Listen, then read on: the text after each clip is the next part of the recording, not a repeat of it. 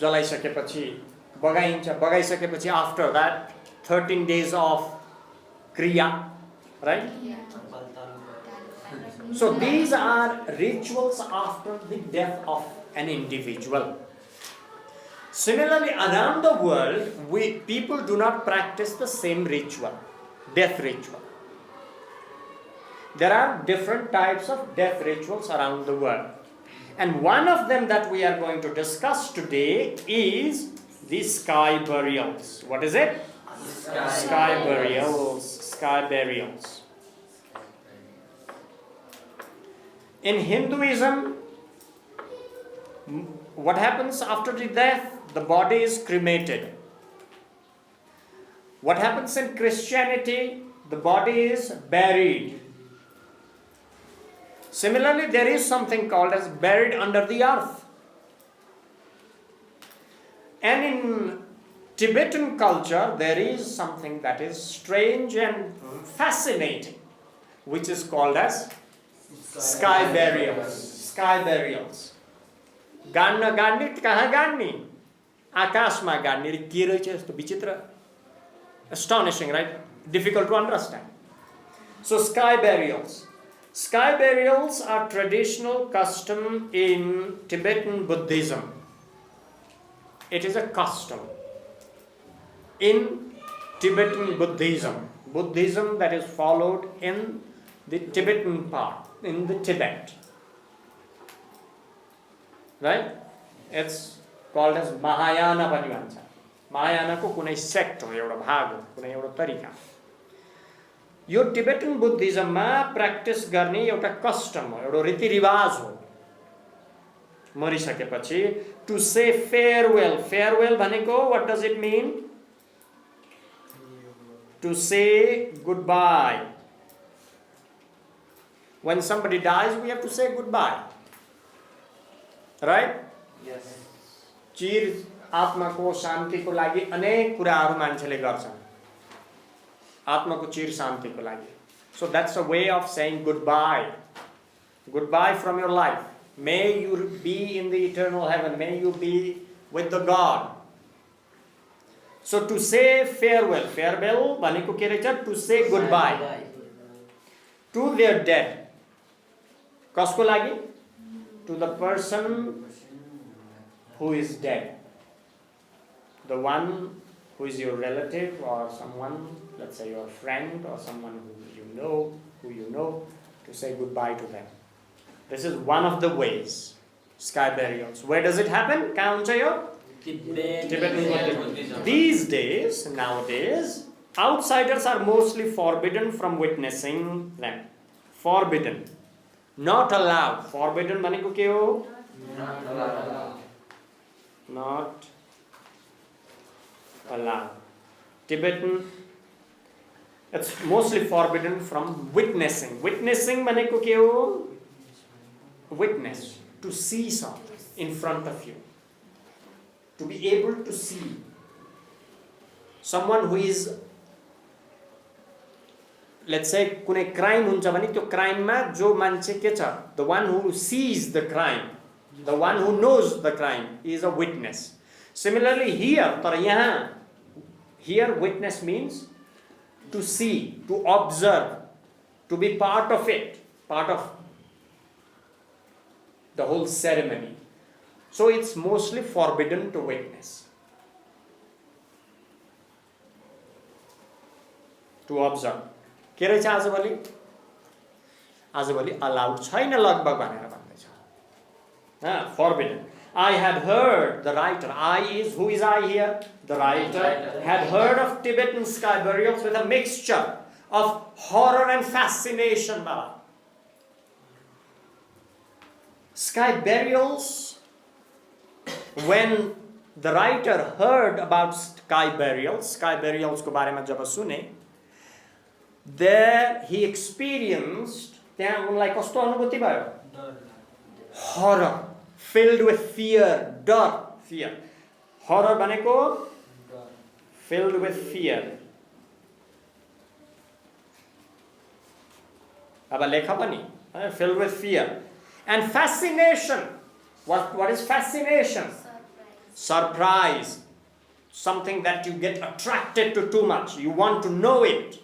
Jannaman, utsukta, fascination. Having desire to being attracted. कुनै चीजले तिमीलाई के गर्यो? तान्यो, being attracted. Fascinate गर्यो. I'm fascinated by the beauties of the mountains. Mountain को beauty मा fascinate छु. Similarly, डर पनि हुने, horror पनि हुने, अनि fascination पनि हुने. हुन्छ त कहिले? Do you experience, have you ever experienced such instances? यस्ता क्षणहरु experience गरेका छौ? Horror पनि, डर पनि छ, तर fascination, excited पनि छौ. जान्न मन पनि छ, बुझ्न मन पनि छ. No? No. I think it's not true. You have definitely. For example, तिमी wall climbing गर्छौ हाम्रो स्कुलमा. Wall climbing गर्दाखेरि you have a little bit of fear when you go up. But at the same time, you want to finish it. Isn't it? Yes. Horror and fascination. Of course, it is not as horrifying. यस्तो डर लाग्दो छैन कि जहाँ चाहिँ sky burials जस्तो छैन.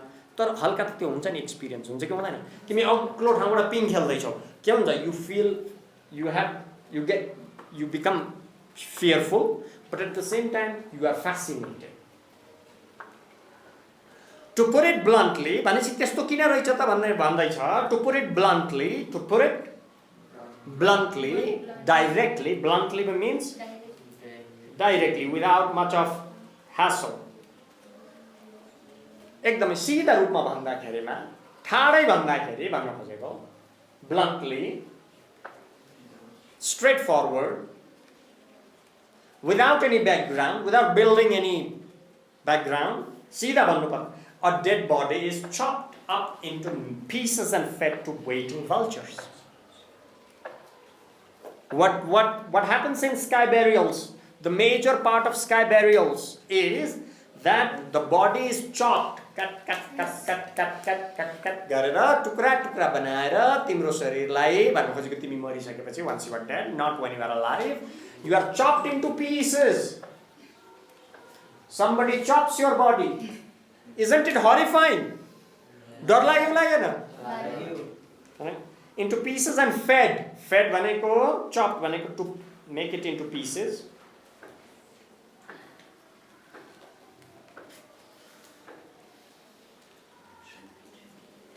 Up into pieces and fed to the waiting vultures. And it is given as food. It is fed to the vultures. So vultures will come and tear apart all the pieces of your body and they eat it. Fed, to past of feed, to give food. कसैलाई खाना दिनेलाई के भनेर भन्छ? Feed गर्ने. We feed our cows, we feed our cattle. Ashram feeds us, right? Yes. Your parents feed you. So, waiting vultures. To whom is it fed? Waiting vultures. Isn't it horrifying and fascinating at the same time? Indeed it is, isn't it? So we arrived at a very isolated and traditional Tibetan Buddhist monastery near Tagong in northeastern Sichuan. So the writer is saying, so they arrived to witness it, to experience it. Where did they arrive? They have to, of course, go where to witness it? यसको अनुभूति लिनलाई कहाँ जानुपर्छ? Kathmandu? No, they have to go to Tibet. So they arrived at a very isolated भनेको के हो? Lonely. Something that stands alone, untouched, not crowded. कुनै crowd नभएको, कसैले नछोएको अथवा कुनै एकदमै दुर्लभ, आइसोलेटेड अथवा कुनै कुना कन्दरा, मानव जातिको बस्तीबाट धेरै टाढा, away from human mankind. Humankind बाट धेरै टाढा, mankind, मनुष्यको बसाइभन्दा धेरै टाढा, त्यस्तो ठाउँमा पुगे. And traditional Tibetan Buddhist monastery, कहाँ पुगे? एउटा चाहिँ एकदम परम्परागत Tibetan Buddhist monastery. Monastery, what is a monastery? Gumba, right? Gumba. Buddhist worship place. Worship गर्ने अथवा चाहिँ अथवा प्रे गर्ने अथवा चाहिँ प्र्याक्टिसहरू गर्ने त्यस्तो ठाउँ प्लेस त्यस्तो ठाउँमा पुगे where near Tagong in northeastern Sichuan भन्ने northeastern Sichuan मा पुगे. I thought, who thought? The writer thought, let's just look at the site where it happens. So the writer was fascinated. He wanted to see what happens. देख्न मन थियो कसलाई राइटरलाई what happens at the site. त्यो साइटमा के हुन्छ भनेर. At the site where it happens. जहाँ चाहिँ यो के हुन्छ जहाँ चाहिँ यो स्काई ब्यारियर्स हुन्छ त्यो ठाउँ जान्न मन थियो. साइट भनेको के हो स्पट अर अ प्लेस हैन दृश्य हैन स्पट के हो स्पट हो SPOT spot place SIGHT site भनेको चाहिँ के हो दृश्य हो त्यो ठाउँ हेर्न उसलाई अवलोकन गर्न. We'd been told that foreigners were not allowed to experience the secret ritual anyway. The writers were told that foreigners were not allowed. They were forbidden. What's the another word for not allowed? Not allowed ko arko word ke ho? Forbidden. We've already come across this, right? This word forbidden in the previous page here, forbidden here, if you remember, forbidden here, right? Forbidden, not allowed to experience the secret ritual anyway. They were not allowed. They heard that. सुनेका थिए कि यो ritual यो practice जुन छ यो परम्परा यो फरेनर विदेशीहरूले देख्न नपाइने भनेर उनीहरूलाई भनिएको थियो.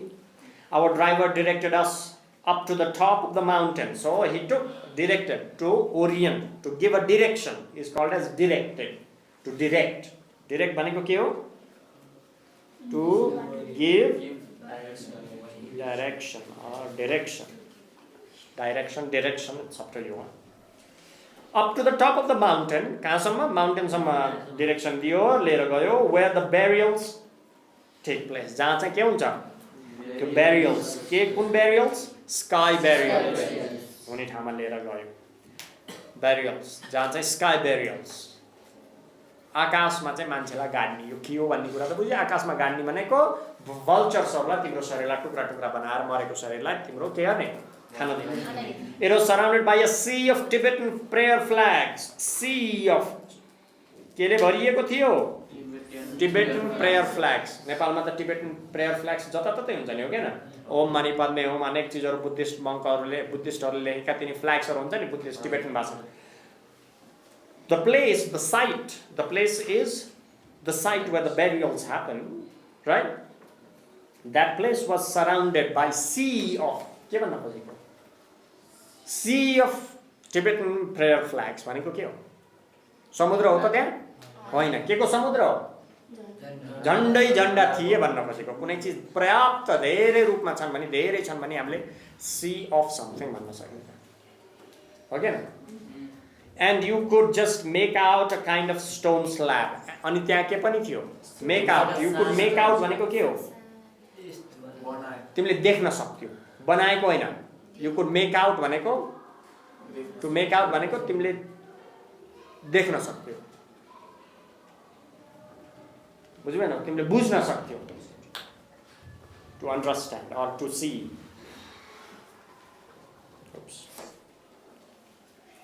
टु सी के देख्न सक्थ्यौ? Stone slab. के देख्न सक्थ्यौ? Stone slab. ढुङ्गाको एउटा slab. A smooth stone where you can actually chop the body. Bodyलाई के गर्न मिल्छ त्यहाँ? काट्न मिल्छ. Stone slab. A flat piece of stone. Slab भनेको a flat piece.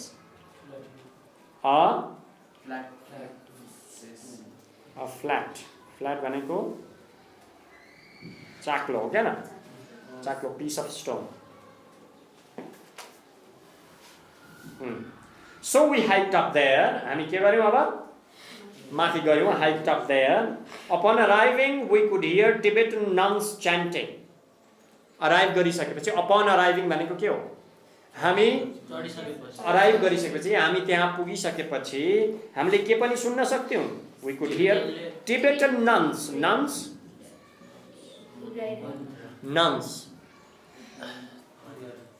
हाम्रो हिन्दू धर्म प्र्याक्टिस गर्नेलाई के भनेर भनिन्छ? प्र्याक्टिस गर्ने भन्दा पनि मन्दिरहरुमा हुने मान्छेलाई के भनेर भनिन्छ? प्रिस्ट भनेर भनिन्छ. के भनेर भनिन्छ? प्रिस्ट. अनि त्यसैगरी नन्स भनेको भिक्षुहरु, भन्तेहरु. Nuns.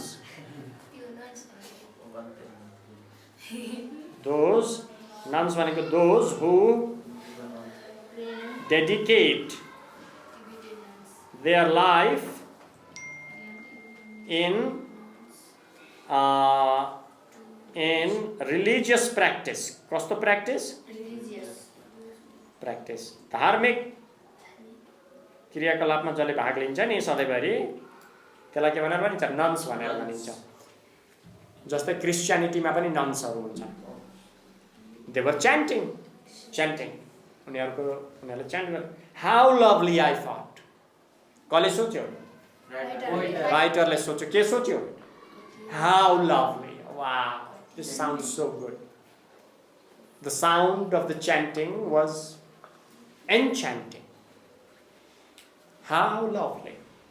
Then I turned and saw about 100 vultures sitting on the hill. So when he turned back and when he turned back, how many vultures could he see? 100 vultures sitting on the hill, waiting, and then, okay, what were they doing? They were waiting, and then what looked like a body bag on a stone slab. And on the stone slab, on the flat piece of stone, the chaklo stone ko slab छ नि त्यो ठाउँमा त्यहाँनिर त्यसको माथि चाहिँ के छ त उमेश? मान्छेको डेड बडीको स्याक छ. मरेको मान्छेलाई बोरामा हालेर ल्याएको छ, त्यसै माथि राखेको छ. I actually couldn't believe it. मरेको मान्छे हेर्दाखेरि त कस्तो जिन्दगीमा अलिकति you feel a bit surprised, you feel a little, you start to contemplate. Oh my God, I'm going to end like this sometime after some years. केही वर्षपछि हाम्रो पनि अन्त्य त त्यही हो. त्यही शरीरलाई झोलामा हालेर उनीहरूले लिएर जान्छ अथवा चितामा हालेर जलाइदिन्छ अथवा के गरिदिन्छ. त्यही ठेगान त छ त छैन नि. अजरमरी त कोही पनि छैन. Nobody is immortal. This body seems to be immortal. We feel as if we are going to live forever, but that's not true. 30, 40, 50 years after, you never know when you are going to die. तिम्रो शरीरसँग त कला पो लगाव हुन्छ. तिम्रो शरीरसँग कसैले लगाव हुन्छ? शरीरलाई कसैले राख्छ? राख्दैन नि. तिमीले जबसम्म सास फेरिरहन्छौ तब मात्र तिम्रो अर्थ छ यो जीवनमा. तिमीले जुन दिन सास फेर्न सक्छौ यो शरीरको अर्थै छैन. छ त कसैको? नभए त सबैले पूजा गरेर राख्थ्यो शरीरलाई. के गर्ने त्यो हेरेर बस्ने? भनेपछि तिम्रो वास्तविकता त शरीर मात्र हुन्छ. छ त? छैन. हो, यो त आध्यात्मिक ज्ञानले पनि हामीलाई धेरैचोटि भनिराखेको हुन्छ. वास्तविकता तिम्रो शक्तिमा छ. तिम्रो भित्र भएको शक्ति जसले तिमीलाई सञ्चालन गरेको छ. That is the essence of life. आत्मा भनिन्छ अथवा अझ पर जाँदाखेरि आत्मा, परमात्मा, यी कुराहरू छँदैछन्. आध्यात्मिक कुराहरूको बारेमा कुरा एकैछिनपछि गरौँला. अहिले इङ्ग्लिस यहाँ चाहिँ त्यसैलाई कन्टेक्ट.